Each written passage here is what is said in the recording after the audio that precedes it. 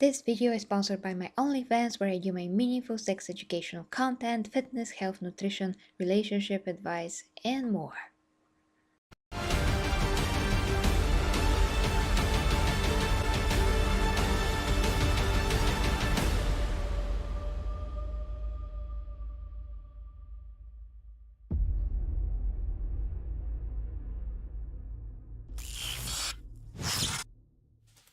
Hi guys, and welcome to Geri Reviews and to this reaction of the new this is amazing. This is going to be this part of the book, which is basically the last part of this new book, Echoes of Eternity, where Sanguinius is freaking fighting Angron. And I just cannot wait to hear this specific part. I am going to hear, of course, the whole audiobook and do a review of it. It's a huge deal. We haven't had such book in quite a while. And I was expecting the other book about Sanguinius. So I'm pretty confused right now because, you know, until this day, I had no idea that this is coming out. I thought that we were going to get the other book, Angel. I totally forgot at the moment, but we didn't. We got this one. The other one is supposed to come out maybe in a month or two. And well, thank you very much, guys, in the chat. And yeah, thank you, dear Clayton. Angron gurgles in pain with a reply. It looks amazing. What do you do to get it dry and flow so freely? Because Matt said Sanguinius is such a devout. I know I'm kicking your ass badly right now, but how does my hair look right now? Well, he is handsome as far as we know. And thank you for the feedback, guys. Okay, now we're going to hear the whole battle. So, you know, whoever gets the book, you're going to hear this anyway. So it's not like it's spoilery. I mean, yeah, you're going to hear it, and we all want to hear this. I mean, we would want to hear this at least a few times in any case. So I'm playing it. It's going to be well, a bit long, so you're going to be here a while. It's 28 minutes of glorious battle, and well, you're going to see how I'm reacting to that basically, because yeah, as far as I heard, it's absolutely amazing. And then I'm going to take some time to discuss. So without further ado, guys, let's start the book. Of course, let me know how you can hear it, all of those things. I'm trying, I'm going to try to not to not create an echo. But if there's anything, you let me know. Okay, guys? Blank. Chapter 35. The Eternity Gate. The angel and the demon meet in the air, beneath a sky the color of blood, drawing breaths that taste of murder. The first impact of blade against blade is a metallic thundercrack, while their sons wage war below, fighting and dying in the shadows of their father's wings. The Lord of the Red Sands swings, and the black blade shrieks, its steel flattened on souls. But the angel is gone, twisting away, soaring higher. Angron beats his wings, giving chase, enraged at his own cumbersome strength. It's like fighting a shadow. Each time he closes on Sanguinius, the angel rolls aside or furls his wings and drops away. Each missed swing of his sword, each failed grasp with his talons, resonates inside Angron's skull with a splash of acid. The nails bite to give him strength. This is so, but they also bite to punish him. Now more than ever, the nails bite with the sound of Horus's urgent command, begging for the angel's death. Angron, what little is left of Angron now that his soul has been transmogrified into the flesh matter of an ethereal god, has never heard Horus beg before. The weakness in the War Master's voice makes him shudder with revulsion. Sanguinius dives low, swooping towards the ground, and Angron follows. Volkite beams stab up at them both, lancing the sky. They fly through detonations that blacken the angel's armor and darken his wings. explosions that do nothing but tighten the demon's hold on incarnation. Every death taking place upon this planet, every life ending beneath them, strengthens Angron and seals his wounds. Closer he comes, closer. He can smell the sweat on his brother's skin. He can hear the drumbeat of his brother's blood. He can smell the sweetness of the angel's wounds. Sanguinius senses it. The angel veers away with a grace Angron cannot hope to match. A spread of feathered wings arrests his dive, and a slash of straight silver rips across the demon's face. There is no pain. Most of his face has been cut from his skull, but there is no pain. He experiences pain the way others might feel grief, or trauma, or frustration. To him it is a helplessness, a wound within. It is something that cannot be tolerated, something that can only be overcome with the running of enemy blood. He's blind, his face broken by the silver sword, and without the organic receptors to process injury, it's the weakness that hurts. His eyes regenerate as he thrashes blindly with his blade. He can see again, dull and dim for another few moments, then with a clarity that defeats the ash and the dust swirling in the air. He doesn't see as a human sees. Angron sees the fire of souls, and his brother's flares brightest of all. When they meet again, it's in a killing embrace. The Lord of the Red Sands tears the angel from the sky, clutching his golden brother in his great claws, bearing Sanguinius down. They fall and fall and fall, and crash through the glaciaic dome of the Martian temple atop the warmonger titan Malax Meridius. They strike the floor in a roll that would break any mortal bones, their tumbling bodies obliterating the mosaic rendering of the Opus Machina, sacred icon of the Adeptus Mechanicus and the Martian Mechanicum alike. This is a sacrilege neither brother notices. Tech priests and menials flee the dueling demigods. Neither of them notices that either. Angron gets a clawed hand around the angel's head. He beats Sanguinius's skull against the floor once, twice, thrice, and cracks web out along the tiles in stone-splitting veins. A fourth time, a fifth. There is weakness, then. Perhaps it should be pain as well, but it is most definitely weakness. Angron's grip slackens. His arm dissolves. Literally, it dissolves from the shoulder down, and the Lord of the Red Sands is thrown back as the angel rises. In Sanguinius's hands is a pistol, and the dregs of Angron's sentience recognize this as the melter weapon Infernus, a one-use thing of incineration. The angel casts it aside and takes wing, diving right at the demon, leading with his sword. Angron raises his own blade, feeling the flow of the incoming blows like promises whispered in warning, and he catches each of the angel's thrusts before they can impact against him. Metal grinds, sparks spray, arcing out from the meeting blades, hypnotic in their falling beauty. For a moment, just a moment, he is on the plains of Deshragen, camping rough beneath the pale moon, watching fireflies play above the banked campfires of his freed slave army. How peaceful that night had been, even with the nails knuckling into the back of his brain. How peaceful that one night was before the Emperor tore him away from his real brothers and sisters, the siblings of his heart and not of manufactured blood, leaving them to fight alone, leaving them to die, leaving him to face this unwanted life, and Sanguinius impales him. A lance of ice runs through where his heart should be. The two brothers are face to face, one of them a visage of bloodied human perfection, the other a construct of absolute inhumanity, rage made manifest. As close as they are, despite the changes to Angron's vision, he sees the tiredness etched on the angel's features, the faint cuts and scratches that the battle for terror has written onto Sanguinius's flesh, indelibly marking him. This war has rendered the perfect imperfect. Die, Sanguinius tells him, with the gentleness of giving a great gift. I free you from this torment. Angron's lips peel back in the memory of a smile. He tries to speak. Speaking is difficult, not because he is dying, but because he is no longer a creature for whom speaking is a natural or necessary process.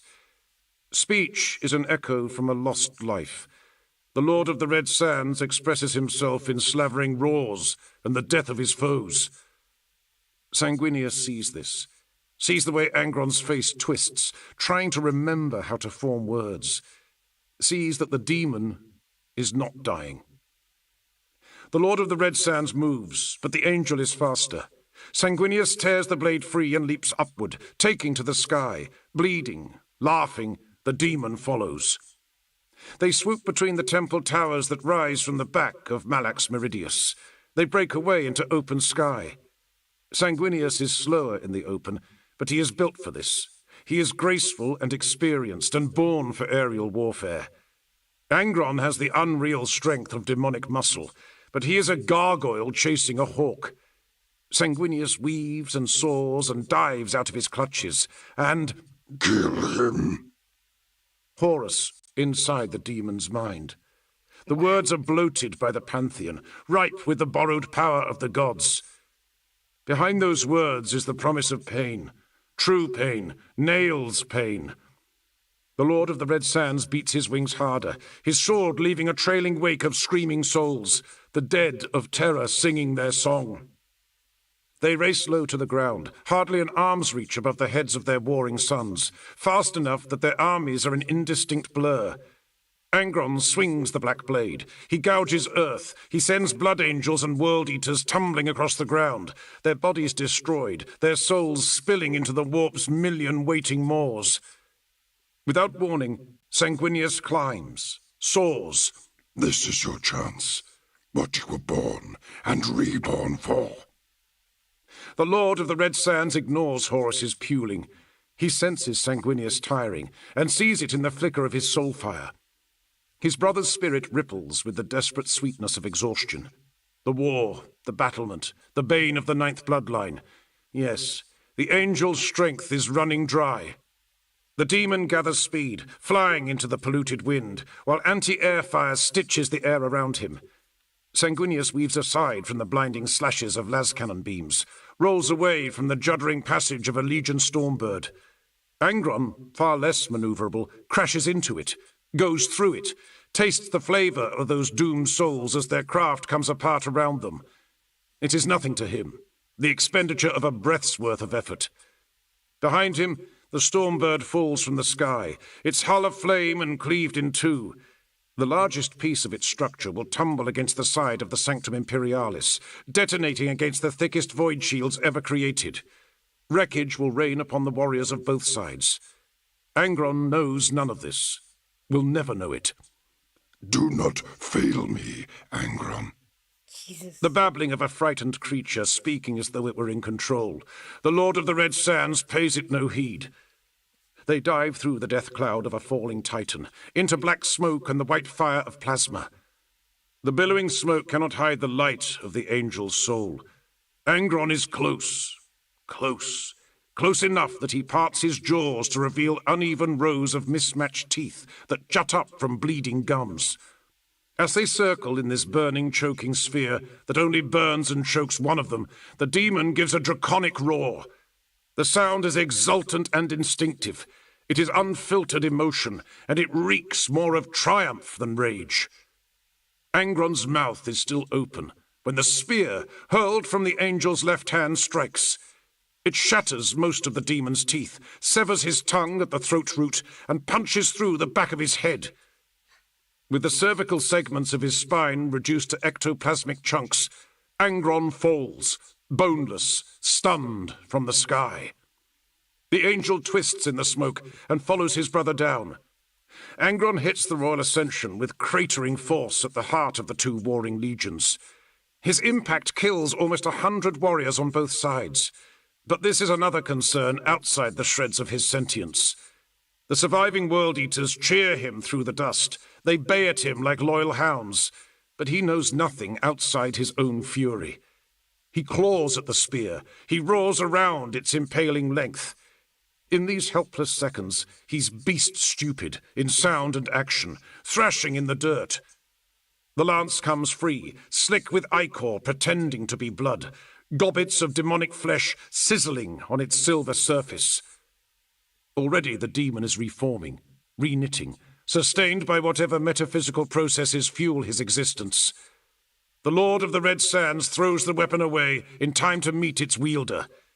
The angel descends with a silence that stinks of false righteousness, as though he were a creature too enlightened to feel rage. The brothers collide in the crater they made. That's interesting. Around them, the battle for the Eternity Gate rages. The World Eaters are coming.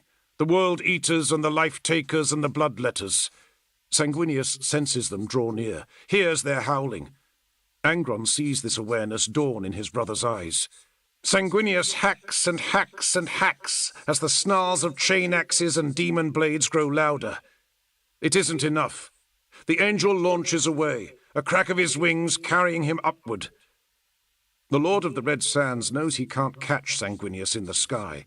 He scrambles for the fallen spear, draws it back, and this time there is no chase. This time Angron is ready.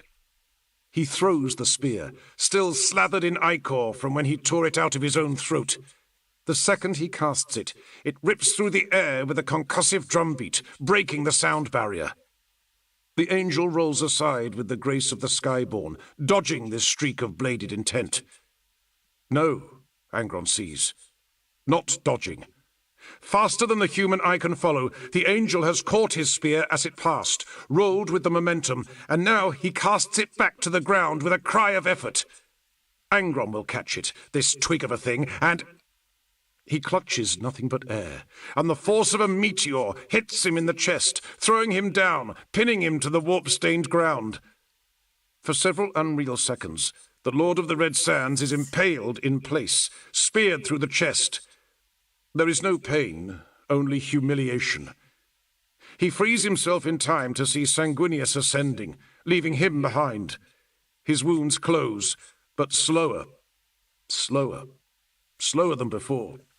The nails bite harder, despising his weakness. Angron turns his back on his brother, seeking the lesser blood angels in Legion Red. He wades through them, ending them, sending their bodies flying back with heaving swings of his soul-thirsty sword. If he cannot catch the angel, he will lure the angel back to him. He learned this from the Bane. It takes no time at all. Angron has scarcely begun to shed blood before he hears the descending beat of angelic wings. The Lord of the Red Sands wipes the writhing bodies of dying blood angels from where they're spitted upon his blade, and turns to meet his brother once more. Bolt shells impact against him. Chainswords carve into the unmeat of his legs. He ignores this, the pitiful defiance of his nephews with their bolters and chainswords. He will kill them and devour them and offer up their skulls to the Skull Throne. Yes, but now, first, the angel must die. The brothers go at one another, sword to sword. They are a blur to the mortals around them. So swift are the clashes of their blades that their swords sing a single extended note, a lasting ring without crescendo or diminuendo. Wow. It is beautiful, that ululating chime, a masterpiece of broken physics. But only one of them is immortal. Sanguinius, failed by mortal muscle, weakened by the war, begins to slow. His thrusts become deflections, his hacks shift to parries. He gives ground, at first by centimeters, then with greater steps. Through eyes tense with effort, he sees that he's being driven back towards the violated Eternity Gate. The Lord of the Red Sands sees it dawn on the angel's face, how the longer they fight, the weaker only one of them becomes. In the searing thresh that passes for Angron's mind, he knows it will come, any moment now, when desperation will force his brother's hand. Blades clash. They clash. They clash and clash and clash, and then... Angron lets the silver sword run through him, taking it inside his demonic corpus as a sacrifice. He uses the blow, feeding off the pain and craving the damage because it lets him get closer. Ooze bubbles through the cage of his teeth, the ectoplasm that animates him running from his body in a flow of lifeblood. But no matter, it's worth it. A taloned hand snaps around the angel's throat. The other thrusts forward with his blade. Deep in Ultima Segmentum, there was a planet that was not, in truth, a planet. A sphere of debris coalesced to form a planetary crust, but the world's deeper layers were saturated in a metanatural churn of etheric energy. This broken bauble, in the shape of a world, was called Sarum. It was liberated during the Great Crusade by the Eaters of Worlds, and it had supplied the bulk of that legion's arms and armor ever since its blood-stained saviors left in liberation. The most accurate description of Sarum would be to say it was a prison in the shape of a planet. Inside its core was bound a demon of immense strength and cunning, the source of Sarum's hollowed-out corruption. Lesser reflections of this abomination, shards, if you will, children, if you prefer, spread themselves across the planet, bound in secret by the mechanicum at the hearts of their subterranean forged cities. Several years ago, a flicker of time in the grand scheme of things, a blade was forged within the hallowed underground halls of the Sakarax foundry, laced with techno-ritualistic runes that bound a coven of warring demons within its edge. The sword was shaped to be a blight on the physical universe, the blackened metal of its blade at odds with all corporeality. Like the strongest of the Neverborn's trillion conjured breeds, it destabilized the world around its presence, growing stronger with each soul it swallowed. Finishing it cost the lives of several artisans, devouring them in the process of its construction, and after it left the forge fires, according to ritual law, it was quenched in the blood of several hundred slaves. These slaves were captives of the Great Crusade's expeditionary fleets, shuttled back to Sarum on the secret orders of high-ranking elements within the priesthood of Mars. This length of ensorcelled brass was known as Furagath in the biomechanical tongue of Sarum, the Black Blade. It was the Mechanicum's gift to Angron upon his ascension to immortality, simultaneously honouring his triumph at the end of the path, and further heightening his place upon it. By the time the two Primarchs faced one another at the Eternity Gate, it had tasted the blood of over 1 million Terran souls. It had slain innocents and soldiers, adults and children, humans and Astartes. The sword, like its wielder, and like the god that owned its wielder's soul, cared not from whence the blood flowed. With every drop of blood melted into its metal length, with every soul pulled in by the creatures thirsting inside the blade, its acidic effect on reality grew fiercer. The weapon was now almost as toxic as the creature that carried it, with a similar exertion of mutation and hostility on reality. The Black Blade's makers would have rejoiced, albeit in the ways of their austere and murderous rituals, to know their creation would one day taste the blood of the great angel. Sanguinius jerks as the sword slides, with miserable slowness, into his guts. His perfect features darken with pain, and the Lord of the Red Sands feeds on that sight, feeds on the angel's baring of teeth, feeds on the stink of Sanguinius's rich running blood. The sensation is narcotic, intoxicatingly pure. Even the god of war, in whose shadow Angron stands, bays with pleasure at the shedding of this being's blood. Angron's grip tightens on the angel's throat. He thrusts the blade deeper, growling at the fresh flow of blood that bursts from his brother's mouth. Sanguinius's mouth works, but at first no words come forth. All he manages to breathe out is his brother's name. Brother! It is a struggle for Angron to speak, but a lifetime of bitterness is dredged with the agony in his brother's beautiful eyes. He sinks the blade deeper into the angel's body, hilting it in his brother's guts, and draws Sanguinius in until they're face to face. He's close enough to smell the blood on his brother's breath. He's close enough for it to spatter against his face. Angron! No sound in life has ever been sweeter than his flawless, beloved, exemplar brother hissing his name in strangulation. Angron's jaws are poorly shaped for human speech, but the Lord of the Red Sands forces the words from his maw. Hark! The dying angel sings. Sanguinius reaches for him with weak and clawless hands. It's pathetic. The performance of a weakling.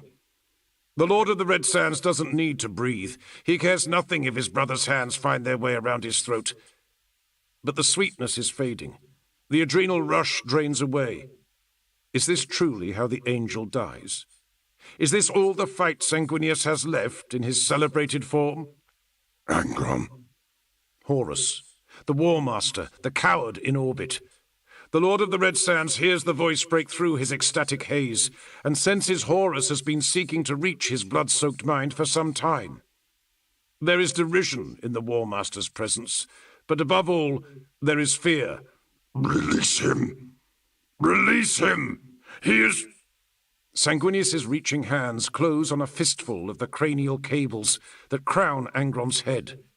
The angel grips the technological dreadlocks that form the external regulators of the butcher's nails, and the beast that Angron has become realizes too late, much too late, the angel has played the same gambit, risking a blade, welcoming it to get close. Kill him before... The words cease to exist, replaced by pain, real pain, a thing he thought he was incapable of experiencing, now stunning in its unfamiliar savagery. The Lord of the Red Sands gives a roar loud enough that the Sanctum's void shields shimmer with a mirage's ripple. He tears his blade from his brother's body, grappling, hurling, but the angel remains. White wings batter at the demon's face and defeat the raking of his claws. He abandons his own blade to scratch and scrape at the angel. He tears away shards of golden armor. Wings bleed, feathers rain. Never once does Sanguinius make a sound. Angron cries out, a cry flavored by something other than rage for the first time since his exaltation. Agony lightning bolts through his head. Fire and ice and fire. A sensation he no longer has the mind to understand, but that will destroy him, whether he understands it or not. He launches upward, beating his ungainly wings, striving for the sky, turning and tumbling, seeking to dislodge the straining angel. On the battlefield below, the legions duel in the rain of their Primarch's blood. The Lord of the Red Sands, Angron! I remember now. I am Angron! Feels his skull creaking, stretching. Then a crack that paints the back of his eyes with acid. It's the cracking of a slowly breaking window, the crack of a skull under a tank's treads. He hears his brother now, Sanguinius's ragged hisses of breath, coming in time to the scrape of his gauntlet against the pain engine's mechanical tendrils. Their eyes meet, and there is no mercy in the angel's pale gaze. Sanguinius is lost to the passions he has always resisted. The Lord of the Red Sands sees it in the pinpricks of his brother's pupils, in the ivory grind of his brother's fangs. The angel has lost himself to blood need. The veins show starkly blue on his cheeks. This is wrath. This is the angel unleashed. It is an anger so absolute, Angron feels the bite of another forgotten emotion. Jealousy. What he sees in the angel's eyes is no bitter fury at a life of mistreatment, or rage goaded by the will of a god that only rewards slaughter. It feeds the god of war, as all bloodshed does, but it is not born of him. It is the angel's own fury, in worship of nothing but justice. How beautiful that is! How naive! How pure! This is the demon's last cohesive thought. Fueled by animal panic as much as sentient rage, Angron's frantic clawing does nothing to throw Sanguinius clear. The brothers fall together, the demon's strength lost to convulsive thrashing, the angel's ripped and blood-stained wings unable to keep them both aloft. The dreadlock cables are fastened deep in the meat of the monster's mind. They are not attached to the brain, they are part of it, tendriling their way through the pain engine that replaced and so poorly simulated entire sections of the 12th Primarch's cerebellum, thalamus and hypothalamus. The butcher's nails are woven throughout his brainstem, hammered in to bind them to the spinal column and central nervous system. It is a process almost admirable in its barbaric effectiveness, one reproduced with malignant perfection in his exaltation from a mortal to an immortal. From behind the veil, Angron hears laughter. A god, laughing at him because it cares not from whence the blood flows. The death of the Lord of the Red Sands is as pleasing to this divinity as the death of any other champion. Warp fire flares from the cracks in the beast's deforming skull. The cracks become crunches, each one a conflagration that sweeps from the filaments behind Angron's eyes to the spikes of his spine. There is the feeling of violation, a deep and slick wrongness as something is taken from him, pulled from the root of his mind. He screams then, and he does something he has never done in neither his mortal nor immortal lives. His roar of pained rage is coloured by a sound so shameful he will spend the rest of eternity refusing to believe it happened. The sound is a word, and the word is a plea. He begs. "No!" the beast grunts to his brother. This moment will never enter the legends of either legion. The Primarchs are high above the battlefield, and the few sons able to watch their fathers are too far away to know what passes between them. Only Sanguinius hears Angron's last word, and it is an intimacy he will take to his grave. The ground rises with disorientating speed. It's now or never. As they freefall together, the angel gives a final wrenching pull on the serpents of barbarian metal. The demon's head bursts. It's a detonation, a release of internal pressure like pus from a squeezed cyst. The lion's share of Angron's brain comes free in a spray of fire and acid blood. The demon's wings beat once more, just a shiver, a thing of reflex. His claws slacken. All struggles cease. Sanguinius throws himself free of the falling corpse, spreading his wounded wings, first for stability, then for altitude. Beneath him, the demon strikes the avenue of stairs, shaking the royal ascension and stealing what little reason remains to the gladiator warriors of the 12th Legion. A twinned cry rises to where he beats his wings above the battlefield. The Blood Angels fight with renewed hope, seeing their father victorious, the slayer of demons. The World Eaters, racked by the psychic backlash of their slain sire, see the Emperor's angel haloed by the rising red sun.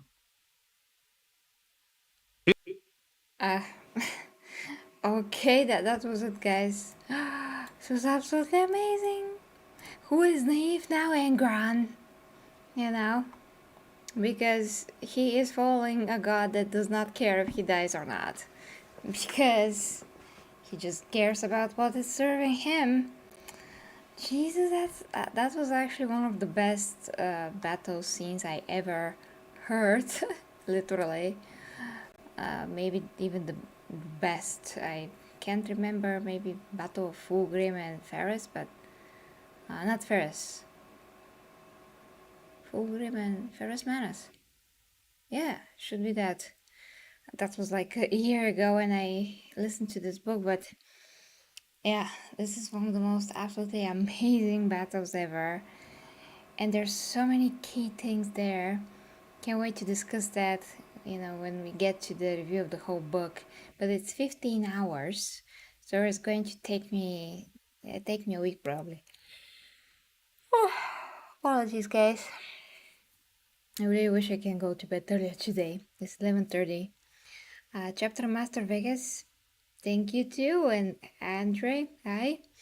I really hope that you enjoyed this, guys, because really, the recent Warhammer books that are 40k are really not that good, as I said before. Excluding, of course, Godblight, and, well, that whole trilogy about Gilliman, basically, it's good, but it's not, that good. And the Horus Heresy books, at least for, those that I went through, are just better. And this is the proof of this. This is one of the best writings, really. It's absolutely amazing. The description, I'm able to follow the action without losing it or drifting in my thoughts somewhere else. It's absolutely amazing how they are both described and what is actually happening. I imagined that this whole time I would even draw it at least some moments. It was so freaking epic. Well, Andre, you're totally outsider here. Well, it's 30k lore, one of the latest books. It's a big freaking deal because we're getting two of the most powerful Sons of the Emperor fight.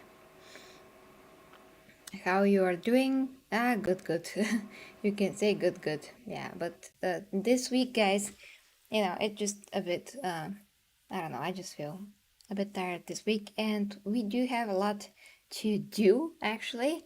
I don't know how things are going to happen because I don't know how, I mean, in terms of time difference, because we are going to have the Disney Plus day, and then we're going to have D23, and I have no idea in what hour these things are going to happen, but I have to check some of the panels, at least maybe two from one of the events, and the other event are going to be streamed online if I can catch that.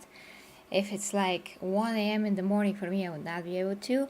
But in any case, whatever happens, you know, trailers, news that come out, if they're really important, of course I'm going to cover them.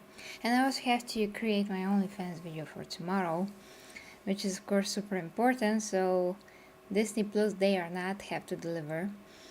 And thank you to your Clayton, yes, if you can check. Yeah, so I think that depending on the times, I might be completely busy until Sunday including. I've heard that D23, the main panel, is going to be on Saturday morning time, which means it's probably going to be in the little hours here. So automatically, you know, that means that I will not be able to cover it live, but I would be able to cover it, you know, sometimes after that, the little hours of Saturday. So probably, sorry guys, probably that means, yeah, Sunday somewhere. First we fight, then fiesta. That's awesome. But yeah, these days I just need to get to bed a bit earlier. So you see how that happens, guys. So I really wanted to get this 30k video in because it's freaking important. Yes, I'm going, Matty. I just want to see if dear Clayton can let you know about the times, so I can also let you know about what we're going to do. And I know that most of you don't really enjoy these things, but I do have to do them as well. You know, the Indian reactions. There is a few things that I requested for quite some time. I have to fit them somewhere, but at the same time, you know, not compromising with the other content, be that, you know, Warhammer or the movies, games that are going to be announced. We also have actually the Ubisoft thing. The Ubisoft thing is going to be about Assassin's Creed, so we have to see when was that, because to me it's very important. At least, you know, Assassin's Creed is one of those games that I just must play. Yeah, so Assassin's Creed Mirage is the official. D23 Expo 2022 will begin on Friday, September 9 and 10 a.m. PT, 1 a.m. 1 p.m. ET, 6 p.m. BST, 10:30 p.m. IST, 3 a.m. IST. I have no idea what is that. I mean, I have no idea how that translates to my time. I have to copy paste in Google to see. So, 10 September 9, 10 a.m. PT. Let me try to see what is that to Sofia time.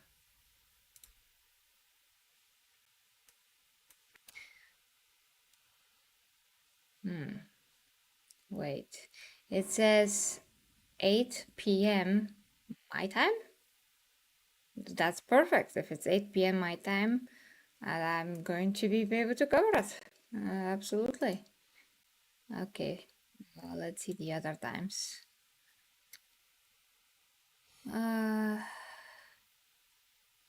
Begin on Friday, September 9th.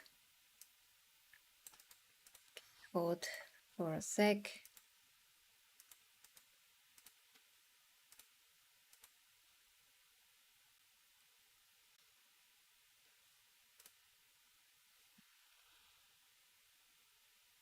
Okay.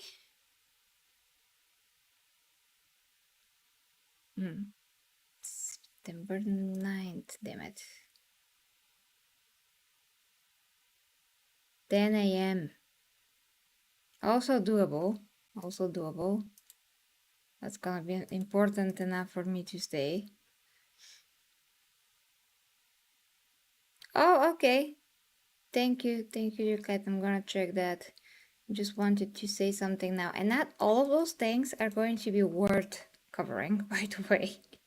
So you know, not all of them. As far as I understood, you know, from everyone else that they're supposed to know,